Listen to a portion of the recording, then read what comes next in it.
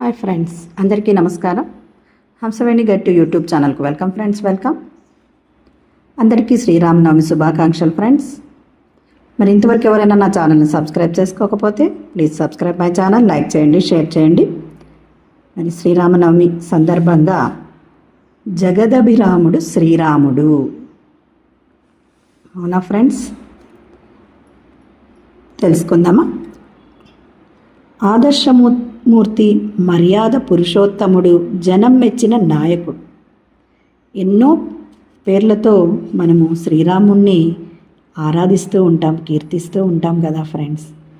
ఆయన మనలాంటి మనిషే కదా, మనలానే కష్టసుఖాలను అనుభవించాడు. మరైతే దేవుడిగా పూజలు అందుకోవడం ఏమిటి అని సందేహాలు కూడా కొందరికి కలగడం పరిపాటి.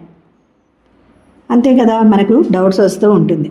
శ్రీరామచంద్రుడి జీవితాన్ని జాగ్రత్తగా మనం గమనించినట్లయితే మనిషిగా పుట్టాడు, దేవుడిగా ఎలా ఎదగచ్చో మనము అతని జీవితాన్ని చూసి తెలుసుకోవాలి, బోధపడుతుంది కదా ఫ్రెండ్స్. శ్రీరాఘవం దశరథాత్మజమప్రమేయం సీతాపతిం రఘుకులాన్వయరత్నదీపం ఆజానుబాహుం అరవిందదళ తలాయతాక్షం రామం నిశాచర వినాశకరం నమామి. మరి శ్రీరాముడు తండ్రికి ఎంతో ఇష్టమైన వాడు, ఏకపత్ని వ్రతుడు, వంశానికి కీర్తి తెచ్చిపెట్టినవాడు, అధర్మాన్ని అనుసరించే రాక్షసులను సంహరించాడు, ధర్మరక్షకుడు. అవునా ఫ్రెండ్స్? ఎలా ఉంటాడు మరి? చూడడానికి అందంగా మరీ మరీ చూడాలనిపించేలా దివ్యమైన ఆకారంతో ప్రకాశిస్తూ ఉంటాడు కదా ఫ్రెండ్స్. అందుకే ఆ స్వామికి మొక్కుతున్నాను అన్నదే ఆ శ్లోకం యొక్క భావం. శ్రీరాఘవం దశరథాత్మజం అప్రమేయం అనే శ్లోకానికి అర్థం. ఇలా ఏ ఇంటి బిడ్డ ఉన్నా రామయ్యలానే మంచి పేరు తెచ్చుకోవాలి, అవునా కాదా ఫ్రెండ్స్? తెచ్చుకోవాలి. మరి మన లైఫ్లో మంచి పేరు తెచ్చుకోవాలి, కానీ మనం రూపం బాగుంటే ఏమీ ప్రయోజనం లేదు ఫ్రెండ్స్. మన మనసు స్వచ్ఛంగా ఉండాలి, అదే ముఖ్యం. రూపం బాగుంటే ఏం చేస్తాం? మనసు ఏమీ బాగాలేనప్పుడు వ్యర్థమే ఆ జీవితం.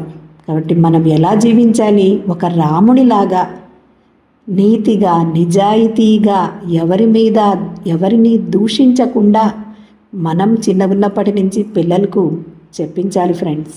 మరి మనసు అద్దంలా ఉండాలి, అది జీవించడం అంటే.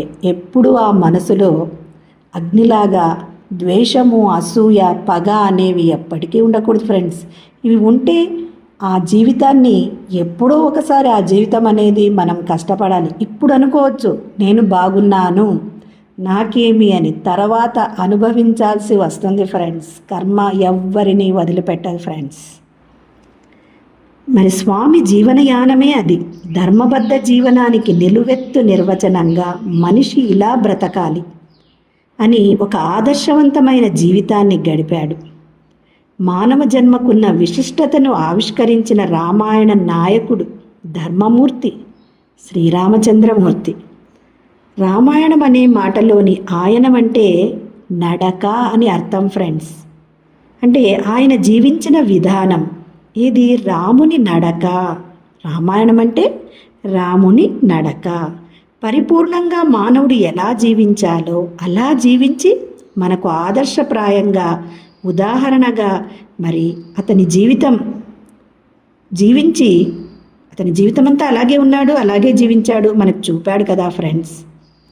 సాక్షాత్తు వైకుంఠవాసుడే అయినా ఎక్కడా తాను దేవుడినని కానీ దైవత్వాన్ని ప్రకటించడం కానీ చేయలేదు.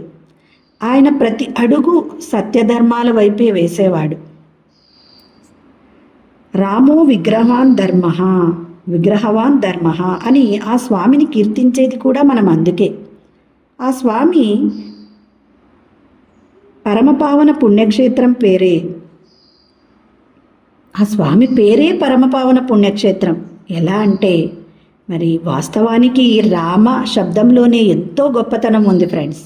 ఓం నమో నారాయణాయ అష్టాక్షరి మహామంత్రంలో ఆ బీజాక్షరం రా తీసుకున్నారు ఫ్రెండ్స్. ఓం నమ శివాయ అన్న పంచాక్షరి మంత్రంలోని బీజాక్షరం మా పక్కన చేరి ఏమైంది ఫ్రెండ్స్, రామనామంగా మారింది. అందుకే ఆ రాముని యొక్క నామానికి అంత శక్తి ఉంది ఫ్రెండ్స్.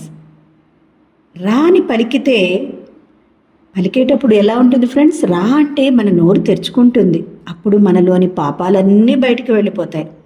మా అంటే నోరు మూసుకొని ఉన్న పాపాలు అంటే బయట ఉన్న పాపాలు లోపలికి రాకుండా ఉంటాయని కూడా పెద్దలు అంటూ ఉంటారు ఫ్రెండ్స్. రా అన్న అక్షరం భక్తులను సంసార సాగరం నుంచి రక్షిస్తే, మా అనే అక్షరం ఏం చేస్తూ ఉంది, మన కోరికలను నెరవేరుస్తుంది అని సాధకులు ఎంతో గొప్పగా దీని గురించి చెప్తూ ఉంటారు ఫ్రెండ్స్. ఈ సహస్రనామ తత్తుల్యం ఎలా మరి తెలుసుకుందామా. శ్రీరామ రామ రామేతి రమే రామే మనోరమే, సహస్రనామ తత్తుల్యం రామనామ వరాననే. విష్ణు సహస్రనామాలలో పరమశివుడు పార్వతీదేవితో ఈ శ్లోకాన్ని చెప్పాడనమాట అని మనందరికీ తెలుసు. శ్రీరామ రామ రామ అని 3 సార్లు జపిస్తే ఎంత పుణ్యమో, మరి ఎంత ఇదో మనకి ఇప్పుడు చెప్తూ ఉన్నారు, ఎంత ఫలం వస్తుందో ఈ శ్లోకం భావము. అదేది అంటే అది ఎలా సాధ్యము అంటే మనము ఒకసారి వర్ణమాలను కూడా గమనించాల్సి ఉంటుంది ఫ్రెండ్స్. కటపయాది సూత్రము దాంట్లో ఏం చెప్పారంటే, యా వర్గంలో రా 2వ అక్షరం కనుక దాని సంఖ్య 2, పా వర్గంలో మా 5వ అక్షరం దాని సంఖ్య ఎంత 5. కాబట్టి దాని ప్రకారం ఏమి 2 × 5 చేస్తే 10. ఒక్కసారి రామ అంటే 10 సంఖ్య వస్తుంది ఫ్రెండ్స్. అలాగే 10 × 10 మనం ఒకసారి అంటేనే 10 వస్తే మరి 10 సార్లు అంటే 10 × 10 ఎంత 100. అలాగే 100 సార్లు అంటే 1000 అవుతుంది. అంటే 100 × 10 1000 కదా. అలా విష్ణు సహస్రనామం సమానంగా రామ అని 3 సార్లు పలికితే ఫలితం వస్తుందని ఆ పరమేశ్వరుడు పార్వతీదేవికి చెప్పాడు ఫ్రెండ్స్. మరి ఆ శ్రీరామ రామ రామేతి అనే పద్యానికి మరి అర్థము అలాగే ఈ కటపయాది సూత్రం ప్రకారము చూడండి ఫ్రెండ్స్. మరి చక్కగా మన శ్రీరాముడిని చూసి మనం ఎంతో పిల్లల్ని కూడా ఎంతో చక్కగా పెంచవచ్చు ఫ్రెండ్స్. మరి ఆ రాముని కథ చిన్న చిన్న ఉదాహరణలతో మనం పిల్లలకు చెప్తూ ఉండొచ్చు. దాన్ని చూసి ఏం నేర్చుకోవచ్చు ఫ్రెండ్స్, మరి అన్నదమ్ములు ఎలా ప్రేమ అభిమానంతో ఉండొచ్చో, మరి ఆ కథ యొక్క సారాంశాన్ని, మరి మనుషులు ఎలా ఉన్నాడు అంటే మనిషిగా పుట్టి దేవుడైన వాడు ఎలాంటి గొప్పవాడు అనే దానికి ఉదాహరణగా ధర్మబద్ధంగా జీవించాలి, అతను ఏం చెప్పాడో అదే చేశాడు ఫ్రెండ్స్. మరి ధ్యానం ఎలా చేయాలి ఫ్రెండ్స్, చక్కగా సుఖాసనంలో కూర్చోవాలి, వేళ్ళలో వేళ్ళు పెట్టుకోవాలి, కళ్ళు 2 మూసుకోవాలి ఫ్రెండ్స్. మన సహజమైన శ్వాసను అంటే ముక్కులో గాలి వస్తూ ఉంటుంది పోతూ ఉంటుంది, దానిని గమనించడమే ధ్యానం అంటే ఫ్రెండ్స్. మరి ధ్యానం చేయండి, ఆనందంగా జీవించండి, ఆరోగ్యంగా జీవించండి. Thank you. హాయ్ ఫ్రెండ్స్, అందరికీ నమస్కారం.